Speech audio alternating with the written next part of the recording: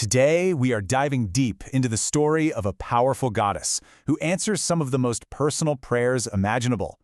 She's a fascinating figure who really embodies this incredible mix of fierce, cosmic power and the gentle grace to grant a very specific, heartfelt wish. So let's just start with a big question. What is the ultimate wish? For so many people across different cultures, across centuries, it often boils down to this one timeless quest, finding the perfect partner, right? That one person you want to share your life with. And that idea brings us right here to a quote from the ancient Śrīmad Bhāgavatam. It sets a scene for us. The young Gopīs, the cowherd maidens from a village called Vṛndāvana, all gathered on a riverbank. They're about to start a secret vow, all driven by this one single, powerful desire in their hearts. But who was this goddess they were all turning to? And why her, of all beings, to grant such a profound wish?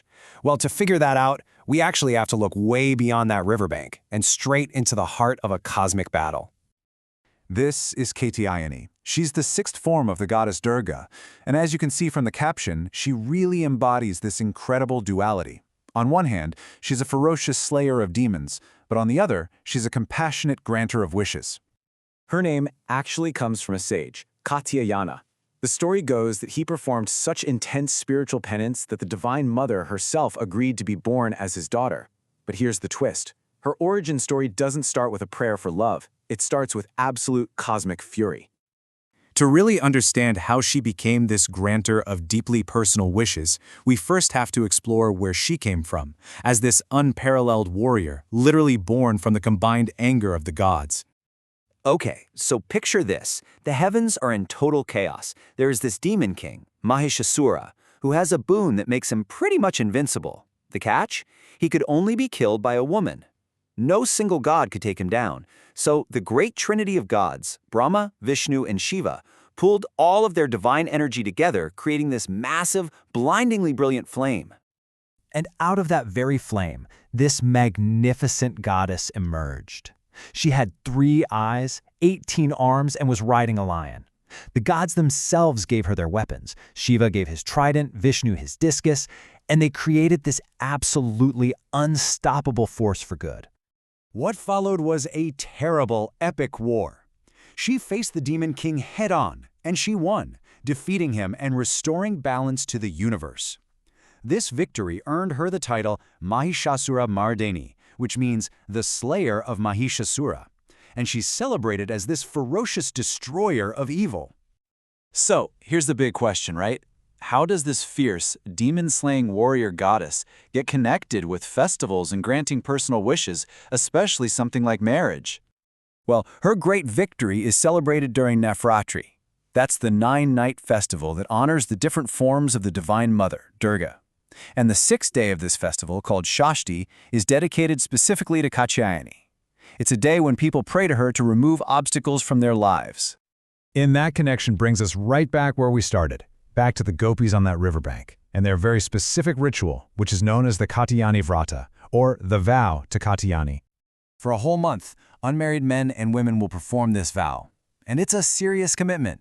It involves a daily routine of these 4 main devotional acts: meditating on her divine form, chanting special mantras, praising her with hymns, and fasting.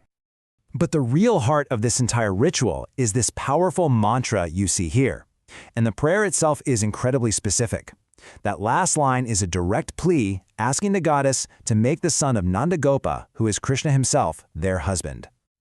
So why is this vow considered so powerful? Well, devotees believe that this kind of focused worship clears the path for a happy, timely marriage.